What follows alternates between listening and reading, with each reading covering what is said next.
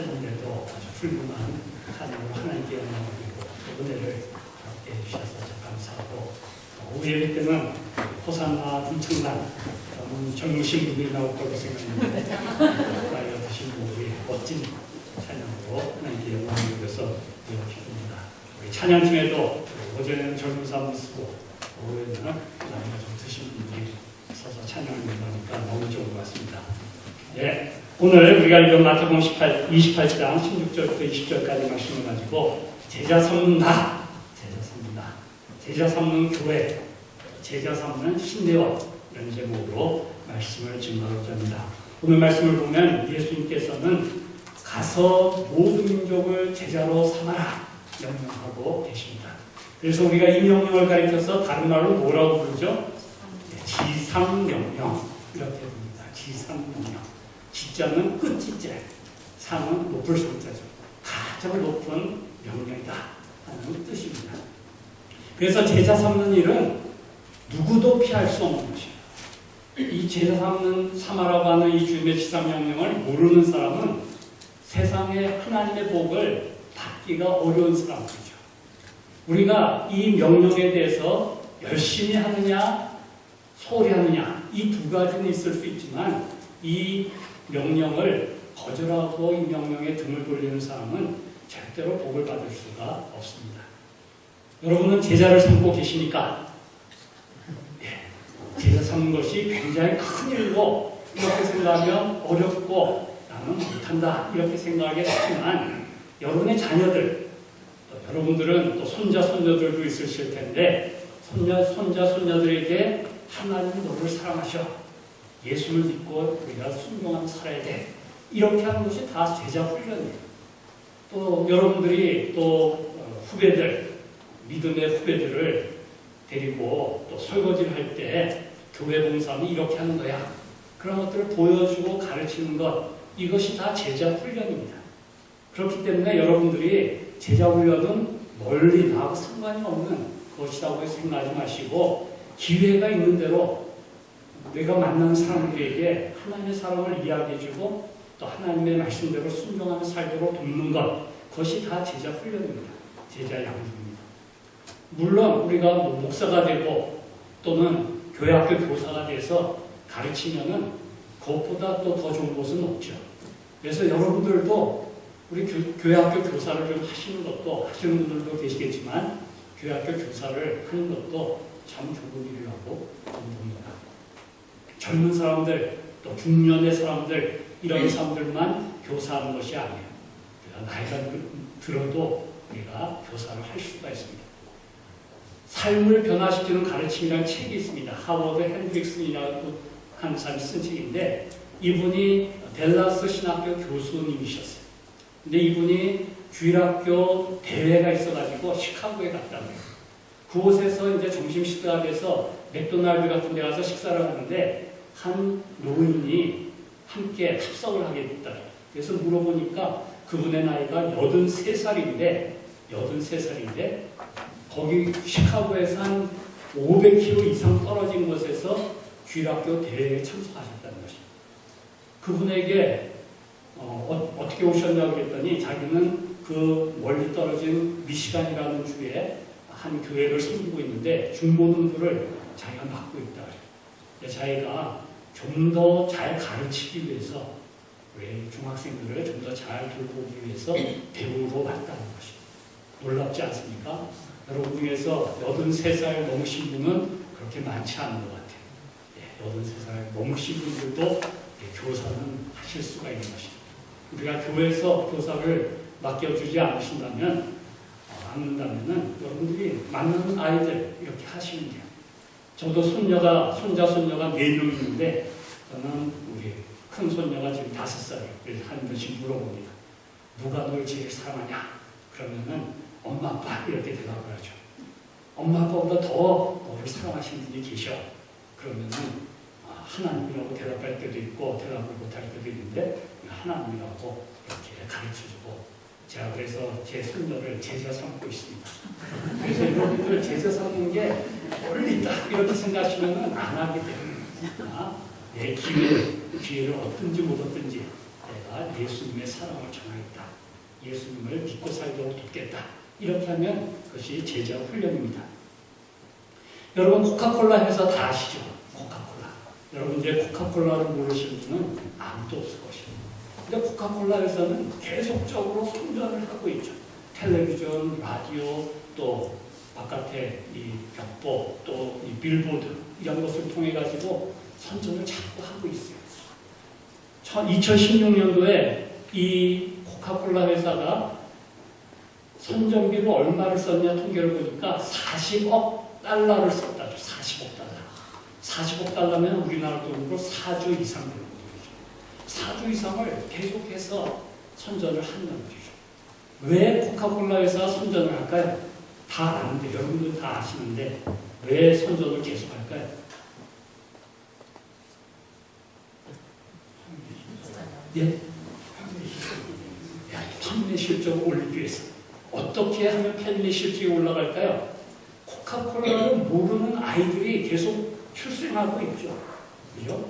뭐, 2~3살까지는 콜라 잘 안 주잖아요.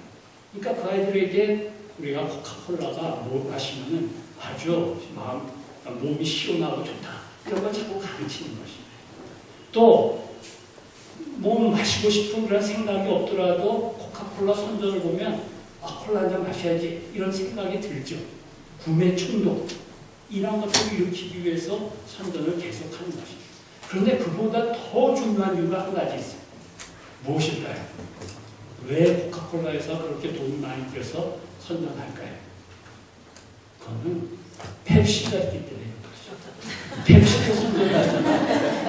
코카콜라는 자기 고객을 묻히지 않기 위해서 펩시가 최고다 하는 걸 자꾸만 가르쳐주는 것입니다. 우리가 예수님에 대해서 계속 들어야 돼요. 왜냐하면 교회에 오래 나온 사람들은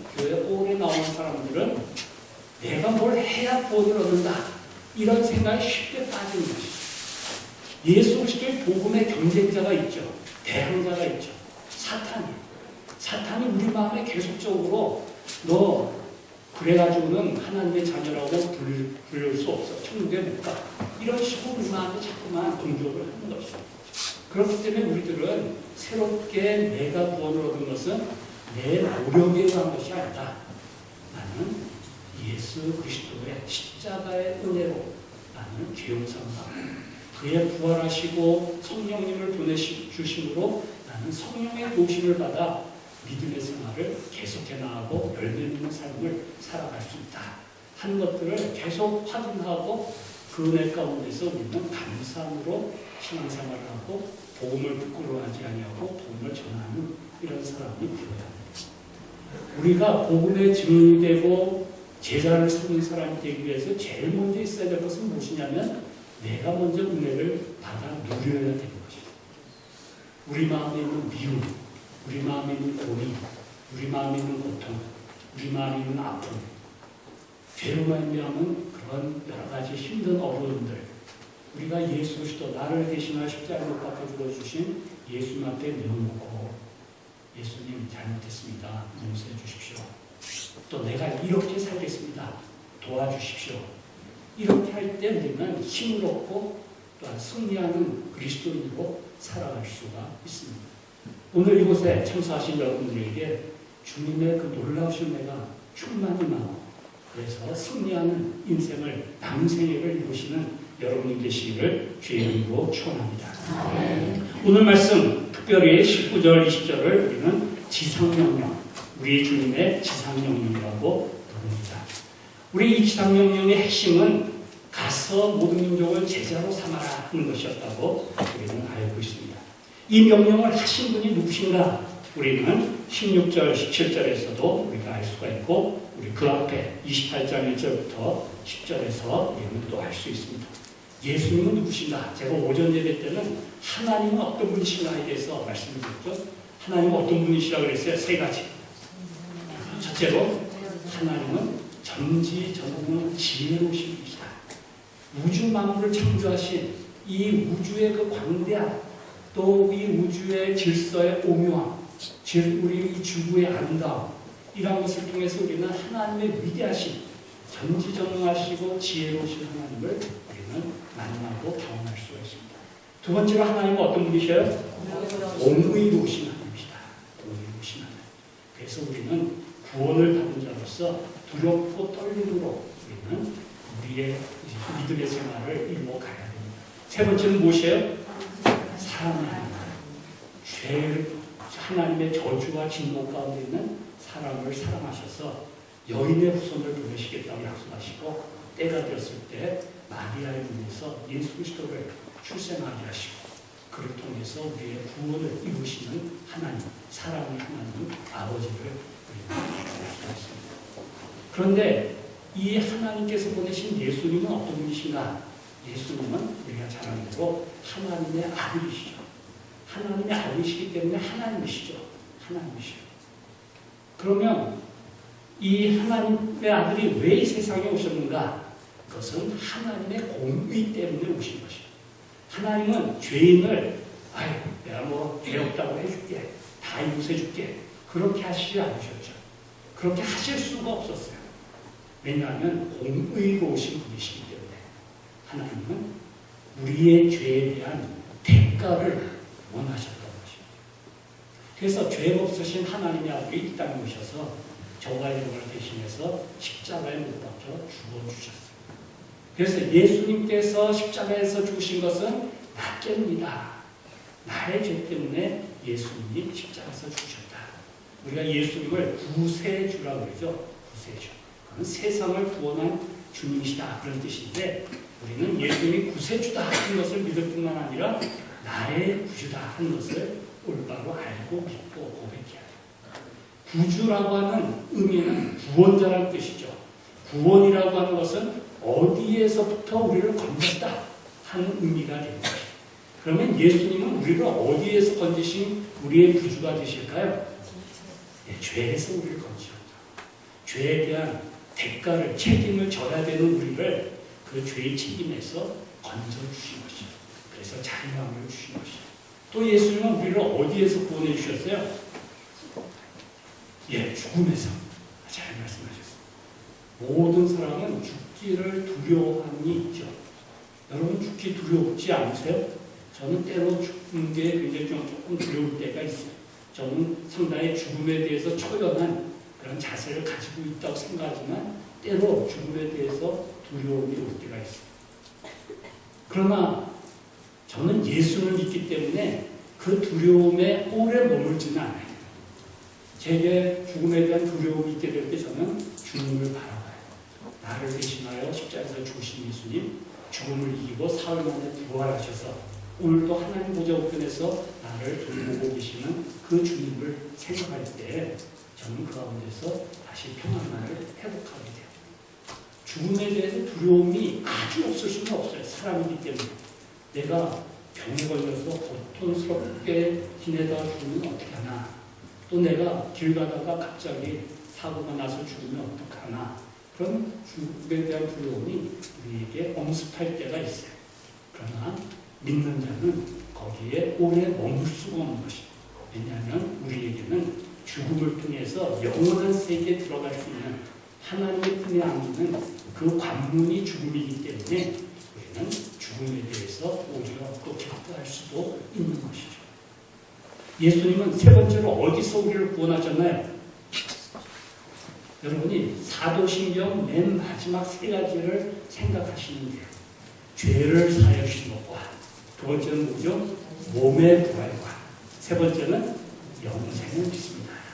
우리가 어디서 구원하셨냐면 영벌, 지옥의 그 고통에서 우리를 건지셔서 영생에 우리를 영생으로 인도하셨어요. 우리는 이 땅에서도 영생을 소유한 자로 사는 것이죠. 그렇기 때문에 죽음을 이길 수가 있는 것이죠. 또 우리는 영원토록 하나님의 품에 안겨서 영원토록 주님을 찬양하며 살고 또 우리는 그러한 소망을 가지고 살아가는 것이죠. 그렇기 때문에 우리는 이 예수님을 나를 대신하여 십자가에서 나의 죄값을 다 감당해 주신 예수님이 나의 구주이시다 고백하게 되는 것입니다. 예수님을 생각할 때 얼마나 기뻐요. 예수님을 생각할 때 얼마나 감사합니까. 우리의 죄 문제를 해결해 주시고 우리의 죽음의 문제를 해결해 주시고 우리가 영원히 살 그곳이 지옥이 아니라 천국을 우리를 위해 준비해 주신 그 주님 앞에 우리는 감사하지 않을 수가 없습니다. 뿐만 아니라 예수님은 하나님의 아들 우리의 구주일 뿐만 아니라 나의 구주일 뿐만 아니라 세 번째는 무엇일까요? 죽음을 이기고 부활하시고 오늘 28장 18절에서 말씀하고 있습니다. 예수께서 나와 말씀하여 이르시되 하늘과 땅의 모든 권세를 내게 주셨으니 이 말씀은 예수님이 어떤 분이시라는 뜻일까요? 예수님은 주님이시라는 뜻이에요. 주님. 만왕의 왕이신 주님. 만민의 주인이신 주님. 예수님은 죽음을 이기고 부활하시고 자신이 하나님이시라는 것을 드러내셨어요. 우리가 어떤 사람이 빚을 지고 있어요. 10억의 빚을 지고 있는데 어떤 사람이 나타나가지고 10억의 빚을 갚아줬어요. 그러고 나서 이 사람이 죽어버렸어요. 그러면 그 빚쟁이가 그 사람에게 가서 너 또 돈 내라.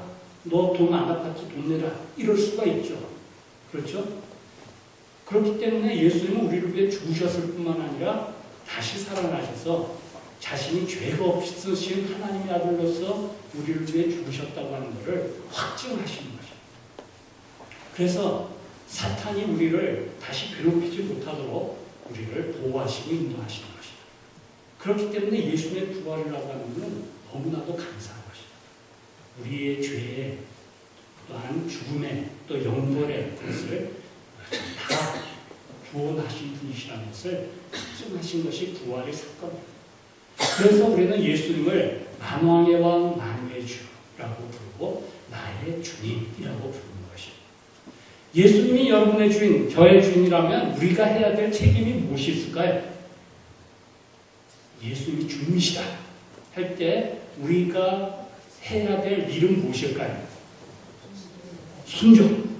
우리 낙천교회 성도님들은 실력이 아주 좋으십니다. 순종하는 것입니다. 그래서 우리는 주님의 뜻이라면 복종해야 돼요. 무조건적으로 복종해야 돼요. 그러나 우리 그렇게 잘 살지 못하고 있죠. 저도 그렇고 여러분도 그렇고.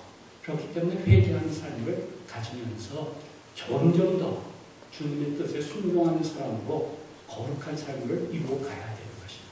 그런데 예수님이 주님이시라고 하는 것에는 또 두 번째 뜻이 있어요.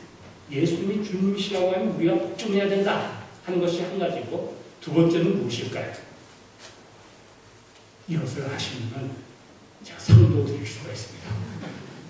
두 번째, 예수님이 주님이시다. 우리의 주님, 나의 주님이십니다. 하는 것은 복종합니다 하는 뜻 외에 또 무슨 뜻이 있을까요? 이 두 번째 뜻을 알아야 복종하기가 쉬워져요. 두 번째 뜻은 무엇이냐면 주님이 나의 인생을 책임지신다 하는 고백이에요. 책임져 주신다 하는 고백이에요. 이것을 우리가 믿지 못하니까 자꾸 내 마음대로 살라고 해요. 어려움이 부닥치면 내 때로, 내 지혜로, 내 힘으로 그걸 해결하려고 하다가 더 큰 낭패에 빠질 때가 많은 것입니다. 우리는 어떤 형편이든지 간에 주님의 뜻에 순종하면서 그 가운데서 우리가 믿음을 가져야 돼요. 주님이 내가 순종하면 반드시 갚아주신다. 반드시 나에게 더 큰 복을 주시냐 하는 믿음을 가져야 돼요. 내가 순종하지 못했더라도 주님 잘못했습니다. 주님 용서해 주시고 나에게 통통한 길로 인도해 주십시오. 이렇게 할 수 있어요.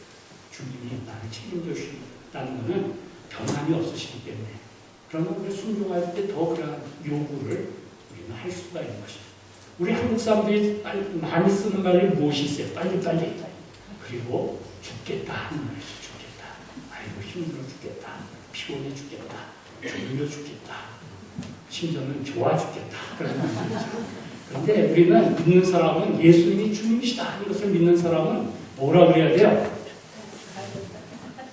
죽게 있다. 죽겠다와 죽게 있다를 대체하는 거지만 아주 큰 차이가 있어요. 우리 따라서 해봅시다. 죽게 있다. 죽게 있다. 여러분이 어른이를 만나면 아유 죽겠다. 이렇게 옛날 습관이 있어서 나오면은 주님 아닙니다. 취소입니다. 죽게 있습니다. 이렇게 고백을 하죠. 죽겠다 이렇게 하면 점점 더 희망이 없어지고 점점 더 힘든 자리로 나가게 돼요. 그러나 그런 어려운 중병 가운데서 죽게 있습니다. 이렇게 고백하면 새 힘을 주님이 주신 지혜를 우리가 얻게 됩니다.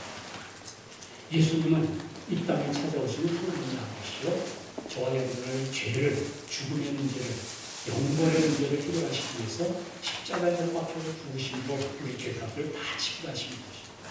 뿐만 아니라 부활하셔서 하늘과 땅의 모든 권세를 가지신 분으로서 우리의 주가 되셨어요.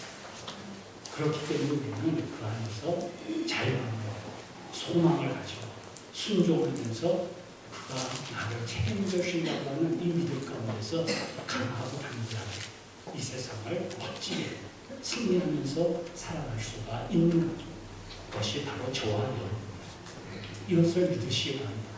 그분께서 지상명령을 우리에게 주셔요. 가서 모든 인류를 제자로 삼으라. 제자로 삼는 데는 두 단계가 있어요. 두 단계. 여러분 본문을 보십시오. 19절을 보시면은 첫 번째로 해야 할 일이 무엇이라고 했어요? 아버지와 아들과 성령의 이름으로 세례를 베푼다고 했어요. 물론 세례를 베푸는 건 목사님이 해주시죠. 그러나 그 전 단계는 저와 여러분이 해야 되는 것입니다. 세례를 베풀기 위해서 필요한 것이 무엇이에요? 전도죠, 전도.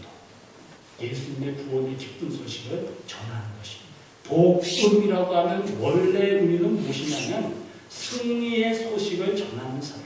승리의 소식을 전하는 사람이 복음이라고 하는 말에 들어있어요. 그래서 우리에게 주어진 복음은 무엇이냐? 우리에게 주어진 승리, 죄에서의 승리, 죽음에서의 승리, 영벌에서의 승리를 우리에게 주신 것이 예수 그리스도의 구원의 복음이에요. 그래서 첫 번째 단계는 복음을 전하는 것이 우리에게 맡기는 책임이에요. 우리는 복음을 세세하게 정확하게 전하기가 어려울 때도 있죠. 그럴 때는 뭐라고 해야 될까요? 교회에 나오세요. 또 예수님이 당신을 사랑합니다. 이 말만 하면 되는 것입니다. 그리고서 기도하겠습니다. 이렇게 이야기하고 기도하시면 되는 것입니다. 그래서 그 사람이 교회 나올 마음이 있으면 데리고 와서 또 우리 교회에서 설교를 통해서 또는 새가족 교육을 통해서 예수님을 만나도록 돕는 것이 저와 여러분의 일입니다. 또 세례를 주는 방법이 있어요. 어떻게 하면 세례를 줄 수 있을까요? 너무나도 쉬운 것이라서 여러분이 생각을 잘 안 하고 있는 것인데 어떻게 하면 세례를 줄 수 있죠? 유아세를 줄 수 있죠. 유아세. 아이를 낳으면 되는 것입니다. 또 손자, 손녀를 얻게 되면은 이제 세례를 줄 수가 있는 것입니다. 그래서 우리 특별히 젊으신 분들은 아이를 많이 낳아야 돼요. 적어도 며칠 낳아야 될까요? 3 이상은 낳아야 되죠. 정답이 3 이상. 저도 셋이기 때문에 이건 아주 담대하게 말씀드릴 수 있습니다. 그러나 넷을 못 나온 것에 대해서 저는 회개했어요. 또 낳아야 되는데 제가 죄송합니다. 하나님 앞에 회개한 적이 있습니다. 우리는 자녀를 낳음을 통해 가지고 우리는 예수 믿는 사람이 이제 결혼을 해서 자녀를 낳으면 언약의 자녀, 자손 이렇게 불러요. 언약의 자녀. 그렇기 때문에 우리는 언약을 받은 사람이라고 하는 의미로 그 유아에게 세례를 주는 것입니다. 그럼으로써 우리는 하나님의 뜻, 제자 선물 일을 해나갈 수가 있는 것입니다. 두 번째 단계는 무엇일까요? 두 번째 단계. 20절에 보니까 뭐라고 했어요? 우리 같이 읽어볼까요? 20절 시작. 내가 너희에게 분부한 모든 것을 가르쳐 지키라. 볼지어다 내가 세상 끝날까지 너희와 항상 함께 있으리라. 두 번째 단계는 무엇이에요? 예수님이 분부한 모든 것을 가르쳐 지키게 하는 것입니다. 그래서 우리는 이 종교개혁을 통해서 말씀부터는 칭의, 믿음으로 구원을 얻는 것에 대해서 아주 강조를 했던 것입니다. 그 다음에 우리에게 있어야 될 것은 무엇이냐면 예수님이 분부한 모든 것을 가르쳐 지키게 하는 것입니다. 이것을 우리가 칼빈이 잘했어요. 칼빈 선생님이 이 모든 것을 가르쳐 지키게 하는 일을 참 우리에게 잘 가르쳐줬어요. 예수님이 분부한 모든 것의 핵심에는 무슨 내용이 있을까요? 무슨 내용이 있을 것 같습니까? 예수님이 분부한 모든 것, 그것의 가장 엑기스, 중심에는 무엇이 있을까요? 거기에는 하나님 사랑, 이웃 사랑을 것입니다. 하나님 사랑, 이웃 사랑. 그렇기 때문에 여러분이 예수님의 제자라고 하면은 하나님을 사랑하고 이웃을 사랑하는 일을 잘 하셔야 돼요.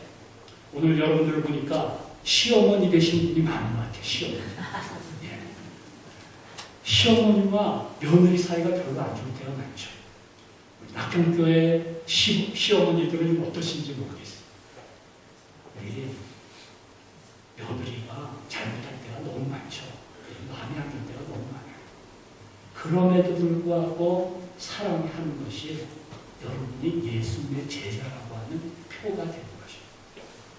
세상 사람들이 저와 여러분이 예수님의 제자라고 하는 것을 언제 알게 될까요? 요한복음 13장 34절 35절을 보면 예수님처럼 사랑할 때, 서로 사랑하게 예수님처럼 서로 사랑할 때, 그때 사람들이 너희를 가리켜 예수님의 제자라고 한다. 이렇게 예수님은 말씀하셨어요. 저도 사랑을 잘 못해요. 아내에게 대해서 불만이 있고 신경질을 볼 때도 있고 그래요. 그러나 저는 회개를 해요. 특별히 저의 아내가 좀 잘못할 때가 있죠. 저한테 잘못할 때가. 그런데도 뻔뻔할 때가 있단 말이죠. 그럴 때는 제 마음이 어떨까요? 제 아내에 대해서 불쾌했던 기억들이 자꾸만 생각나는 것이죠. 불쾌했던 기억들이 자꾸 생각나는 거죠. 그럴 때 제가 하는 방법은 뭐냐면 사탄아 물러가라 이렇게 선언하는 것입니다. 그리고 나서 그럼에도 불구하고 나는 아내를 사랑한다 이렇게 선언을 하는 것입니다. 사탄에 대해서 책망하고 사탄아 물러가라 대적을 하고 그리고 하나님께서 나에게 의무를 주셨죠. 제 아내를 예수님이 교회를 사랑하신 것까지 사랑하라고 명령을 받았기 때문에 선언을 하는 것입니다. 그럼에도 불구하고 나는 아내를 사랑한다. 우리 시어머님도 그렇게 하셔야 돼요. 며느리가 아무리 잘못할지라도 그런 나쁜 생각이 자꾸 나게 되죠. 그렇게 사탄아 물러가라 하셔야 돼요. 그리고 며느리를 나는 내 딸처럼 사랑하구나, 사랑한다. 이렇게 선언하고 내가 사랑을 실천을 해야 돼요. 그런데 내 힘으로는 너무 불가능해요. 내 힘으로는 불가능해요. 그렇기 때문에 주님께서 우리에게 성령님을 보내주신 것이에요. 성령님. 그래서 성령님 나를 도와주세요. 이렇게 기도해야 돼요. 그리고 여러분이 기도할 때 하나님 내가 우리 며느리 사랑하기를 원합니다. 이렇게 기도하면은 안 하는 것보다는 낫지만 여러분이 그럴 때 기도를 어떻게 하냐면 하나님 제가 며느리를 사랑하겠습니다. 이렇게 선언적으로 하나님께 말씀드려요. 그런데 하나님 사랑하기가 힘듭니다. 나를 도와주세요. 나를 도와주세요. 여러분이 그렇게 기도하시면 성령의 도우심을 경험하게 돼요. 우리 힘으로는 미운 사람 사랑하기는 불가능해요. 그러나 주님의 뜻이기 때문에 내가 사랑하겠습니다 하고 도와주십시오. 이럴 때 성령의 도우심을 경험하게 되는 것입니다. 사랑하기를 원합니다. 그리고 기도 끝내면은 하나님이 뭐라고 그러실까요? 그래 나도 원한다. 사랑해라. 이렇게 말씀하셨는데 사랑하기를 원합니다 하고 기도를 끝내면은 그 이상으로 나아가기가 힘든 것이죠. 그렇기 때문에 하나님의 뜻을 따라 내가 사랑하겠습니다 할 때에 도와주십시오 할 때에 우리는 하나님의 도우심을 경험할 수가 있게 됩니다. 그럴 때 우리는 주님이 분부하신 모든 것을 지키게 되고 그 가운데서 며느리에게 가르칠 수 있는 자격을 얻게 되는 것입니다. 서로 똑같은 위치에서 싸우면은 거기는 결말이 없어요. 평행선, 미움의 평행선이 진행될 뿐인 것입니다. 아무리 미운 사람이라도 내가 주님께서 명하셨기 때문에 사랑하겠습니다. 도와주세요. 뭐부터 할까요? 이렇게 물어보면은 주님께서 첫 번째로 할 일을 가르쳐 주셔야 해요. 그걸 하면 돼요. 그러면 점점 관계가 가까워지게 되는 것입니다. 자, 우리가 제자를 삼는 것이 무엇인가? 복음을 전하는 것이 첫 번째고, 두 번째로는 우리가 사랑을 실천하고 사랑을 가르치는 것이 제자 삼는 일의 중요한 단계입니다. 오늘 아침에 종교개혁에 대해서 말씀을 드렸는데, 종교개혁이 왜 일어나게 되었느냐면, 종교개혁은 신부들, 그 당시 로마 카톨릭의 사제들이 너무 박해했기 때문에, 교회가 엉망이었기 때문에 종교개혁, 교회개혁이 일어나지 않을 수가 없었습니다. 왜 이렇게 사제들이 엉망이 됐느냐?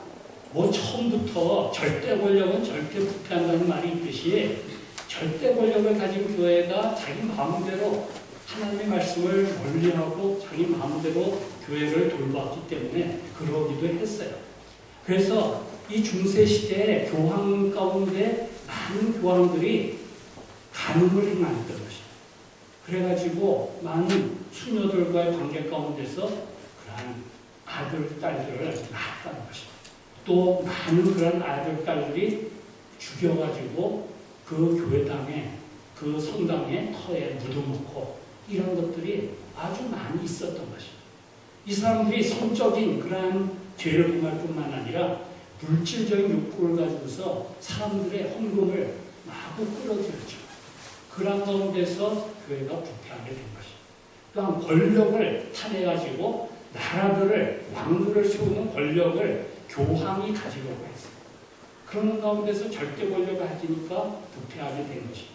그런데 또 결정적인 이유가 무엇이었냐면 주후 1300년대에 유럽의 흑사병이 페스트가 유행하게 됐어요. 그런 가운데서 유럽 인구의 거의 3분의 1 이상이 죽었다고 해요. 그런데 그 당시에 로마교, 로마 카톨릭의 그러한 위치, 그러한 교회가 있는 가운데서 누가 장례를 치러줘야 돼요? 신부가 장례를 치러줘야 돼요.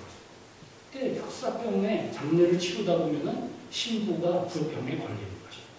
그래서 신부들이 많이 죽게 됐어요.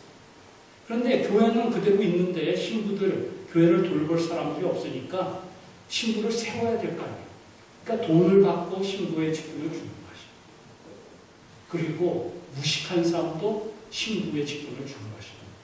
그런데 라틴어로 미사를 직접 해야 되는데 라틴어를 모르는 사람이니까 그냥 들음풍을 가지고 중얼중얼 하면서 미사를 거행한 것이죠. 그러다 보니까 교회가 힘을 잃어버리는 것이죠. 진리가 없어지니까, 은혜가 없어지니까, 단지 껍데기만 남은 교회가 되니까 그런 가운데서 문제가 생긴 것입니다. 제가 이 말씀을 왜 드리냐면 제자 삼는 일에 있어서 가장 또 중요한 기관이 있는데 그것이 신학대학원, 신학교예요. 신학교가 좋은 목사를 세우지 않으면 교회가 바로 설 수가 없는 것이죠. 우리 오늘날 한국 사회가 많은 문제가 있다고 그러죠. 사회적으로 교회가 욕을 먹고 있죠. 기독교라고 안 하고 뭐 개라고 이렇게 부르는 경우도 있고 목사라고 이렇게 부르지 않고 또 다른 아주 심한 말을 이렇게 하는 경우도 있는 것입니다. 우리가 이 사회가 왜 이렇게 험악하게 됐는가? 기독교에 대해서 우호적이지 않고 신뢰하지 못하고 불만이 있고 또 공격을 한다. 그것은 여러분의 책임이에요. 여러분이 하나님 앞에서 올바로 살지 못하기 때문에 니나 내나 그러는 것이죠. 여러분 전도를 하려고 하면 너나 잘 믿어라 이렇게 말이 올 수가 있는 것이죠. 그렇기 때문에 여러분이 잘해야 되죠. 근데 여러분이 잘 못하는 이유는 무엇일까요? 그러면 목사들이 여러분을 잘 가르치지 못했기 때문이라고 할 수 있어요. 목사님들이 여러분을 겁내가지고 죄를 야단치지도 않고 그냥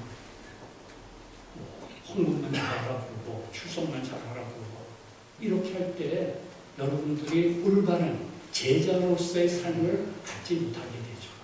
그러면 이 세상 사람들이 여러분을 보고서 교회 나갈 마음을 갖지 못하는 것입니다.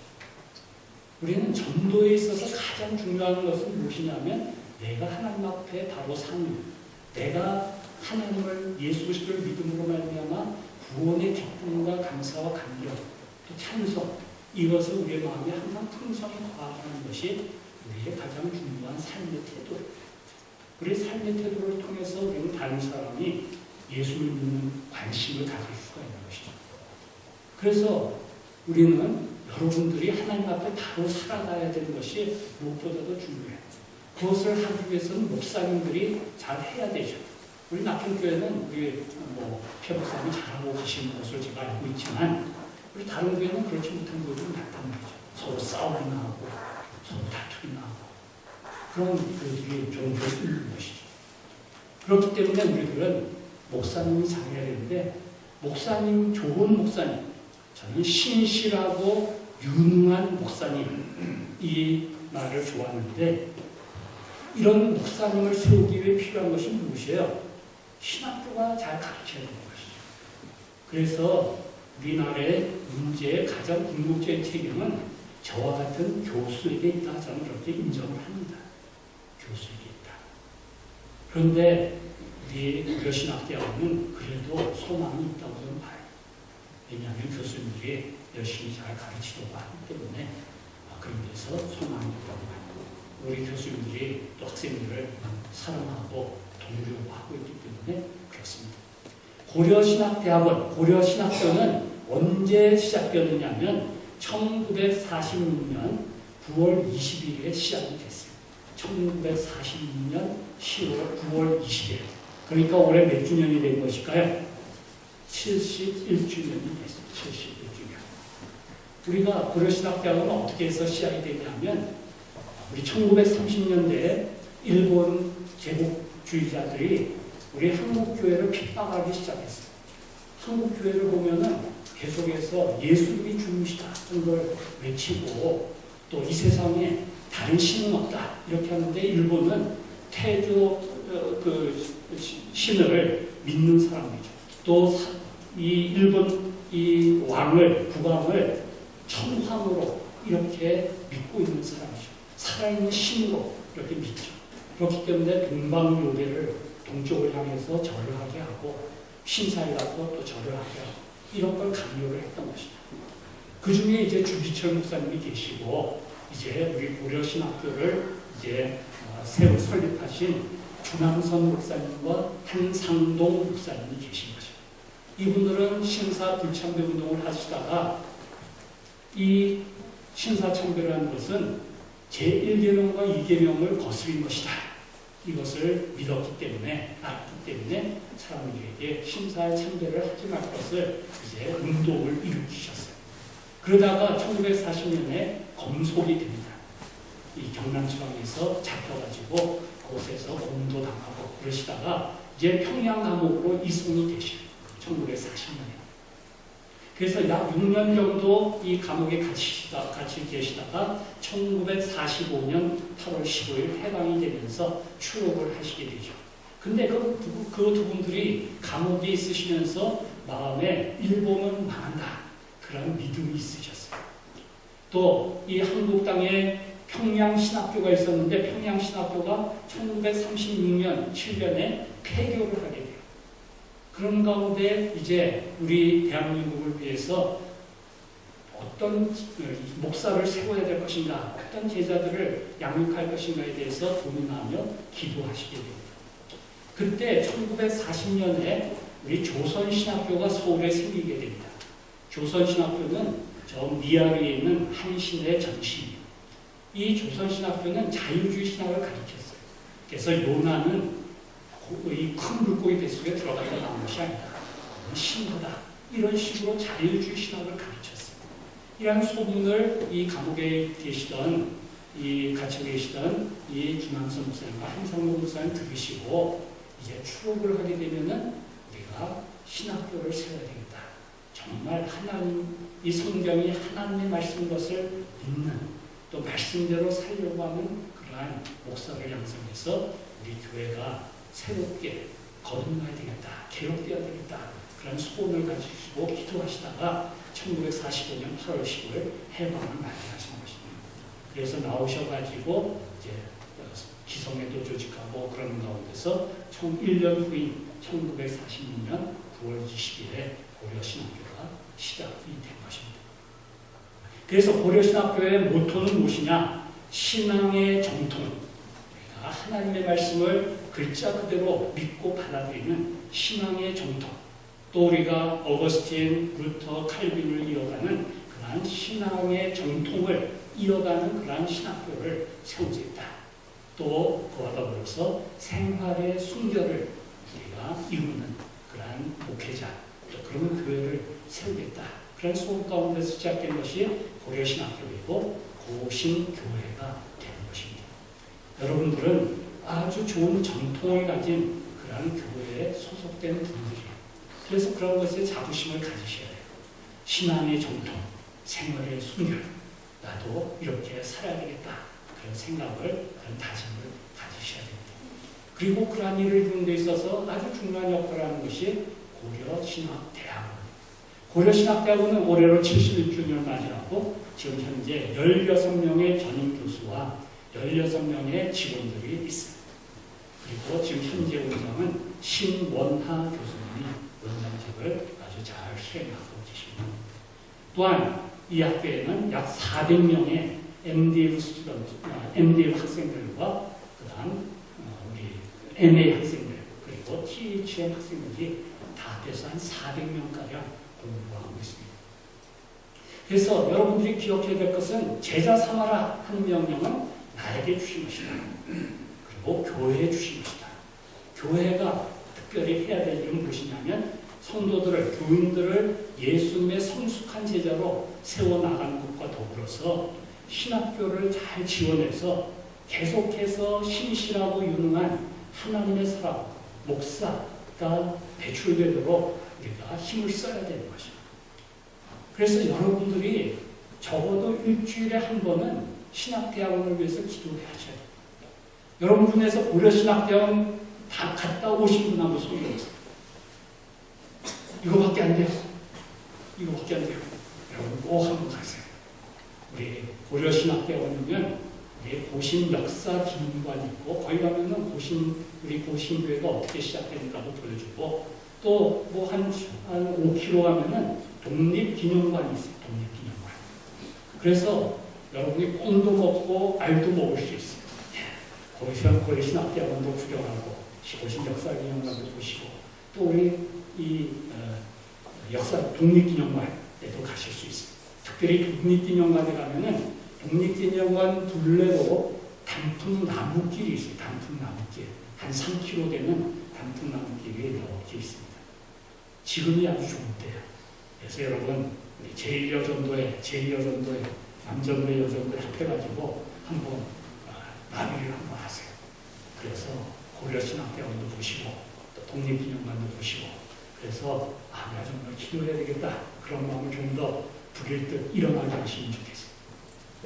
여러분이 신학교를 위해서 기도하지 않으면 우리 고려신학대학원이 올바로 그 기능을 신실하고 유능한 목사들을 세우는 데 있어서 힘을 잃을 수밖에 없어요.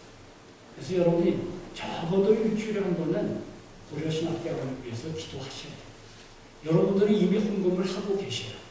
우리 이 낙형교회에서 헌금 중에서 일부를 우리 노회에 보내면 노회가 총회에 보내고 그래서 총회가 그 중에서 1년에 한 9억 정도를 고려신학대학원에 보내게 되어 있습니다.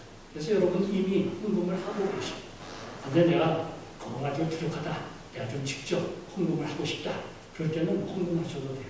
매월 5,000원씩만 헌금하셔도 돼요. 여러분들이 기억하시고 5,000원 헌금하고 싶으면 학교에 전화를 하세요. 그래가지고 그러면 어떻게 하면 됩니다. 가르쳐 주실 것입니다.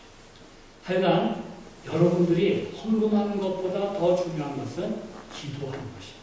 매일 못하더라도 매주 헌금하는 고려신학대학원이 하나님을 기쁘시게 하는 학교가 되게 해주십시오.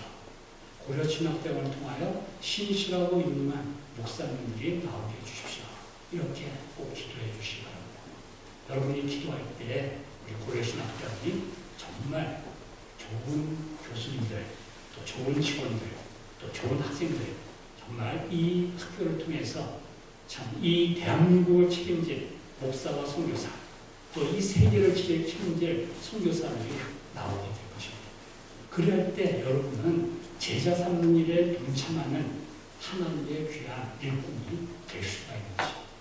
그래서 오늘 제목대로 제자 삼는 나, 여러분 한 사람 한 사람이 어떻게 하든지 나는 제자 삼는 사람이 되겠다, 이런 마음을 가지고, 제자란 무엇이냐?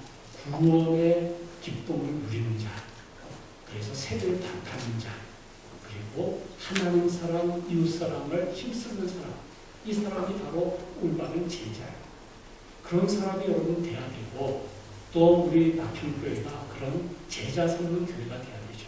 그래서 여러분이 300명 참석, 출석, 주일, 이것에 대해서 열심히 가르치셔야 돼요.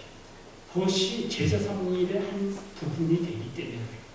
그래서 여러분의 가족들을 강권해가지고 교회에 인도하시고, 또 여러분의 친구들, 이웃들에게 또뭐 맛있는 거 만들면 또 갖다 주고, 또 맛있는 거 좀 사가지고 또 갖다 주고, 이렇게 하면서 마음을 좀 얻고, 그래서 우리 11월 몇째 주일이죠? 셋째 주일인가요? 우리 교회 한번 가자. 이렇게 해서 교회 데리고 오면은 그것이 제자 삼는 첫 번째 단계가 되는 것입니다. 물론 교회 나오기 전에 하는 것도 제자 삼는 일이지만, 데리고 오면은 세례받는 일들이 일어날 수가 있는 것이죠. 그리고 우리들은 하나님 사랑, 이웃 사랑의 삶을 실천하고 또 힘을 합해서 그런 일을 해나가야 되는 것입니다. 여러분의 교회가 특별히 선교에 또 힘쓰고 있는 것을 제가 들었습니다. 그런 일들을 더 열심히 하고, 또 여러분의 구역들이 책임을 지고, 또 선교사님들, 또 우리 개척교회를 맡고 있죠. 그런 것들에 대해서 그냥 형식적으로 하는 것이 아니라 정말 관심을 가지고, 그런 선교사님들을 위해서 또 편지도 쓰고, 또 소식도 듣고, 또 그분들을 위해서 또 기도도 하고, 이런 가운데서 여러분이 가서 모든 민족을 제자로 삼으라 하는 주님의 지상명령에 동참자가 될 수가 있겠습니다. 그래서 제자 삼는 나, 제자 삼는 낙현교회, 제자 삼는 고려신학대학원 될 수 있도록 여러분이 힘써 주시기를 다시금 간곡히 부탁드립니다. 여러분들이 이러한 일에 참여함으로 하나님께는 영광이, 하나님이 주시는 많은 복을 누리고, 또 그 복을 또 증거하는 여러분이 되시기를 주의 이름으로 축원합니다. 기도하겠습니다. 하나님 아버지, 우리에게 예수 그리스도를 알게 해주시고 믿어지게 하시고, 또 세례 받게 하셔서 하나님의 복을 누리며 이 세상을 살아가게 하시니 감사합니다. 우리를 이 세상에서 그냥 잘 먹고 잘 사는 그런 삶이 우리의 목표가 되지 않게 하시고, 제자 삼는 일에 우리를 불러주시고 그런 일에 사용하여 주심을 감사합니다. 우리가 가정에서부터 제자 삼는 일을 하겠습니다. 또 직장에서, 동네에서, 또 우리 교회에서 힘을 합하여서 제자 삼는 일을 열심히 해나가겠습니다. 도와주시옵소서. 우리는 무엇을 먼저 해야 될지 잘 모를 때가 많은데 가르쳐 주시고, 또 우리가 알지만 못할 때가 많은데 성령의 능력을 가르쳐 주시고, 성령께서 친히 우리가 전도하고 싶은 사람들의 마음을 움직여 주셔서 참으로 예수 그리스도를 알고 믿게 해주시고, 또 교회 나와서 세례도 받게 해주시고, 또 다른 제자 삼는 믿음의 일꾼들로 세워가셔서 우리의 기쁨이 충만하게 하시고, 하나님께는 영광이 되게 하시고, 하나님 앞에 설 때 잘했다 칭찬받는 우리 모두가 되게 해주시기를 간절히 기도합니다. 그렇게 하실 주님을 찬양하며 예수 그리스도의 이름으로 기도합니다. 아멘.